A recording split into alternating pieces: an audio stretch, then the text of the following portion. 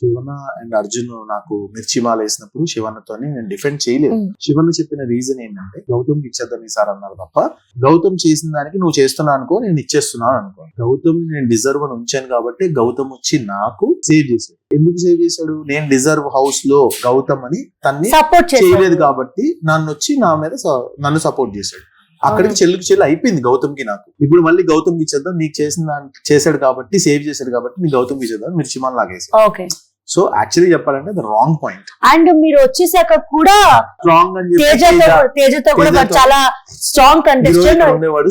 నువ్వు నామినేట్ చేయకపోతే వాడు ఈ రోజు ఉండేవాడు. వాడు చాలా మంచి, చాలా రకాలుగా చాలా సార్లు కూడా అన్నాడు సందీప్ చాలా స్ట్రాంగెస్ట్ కంటెస్టెంట్.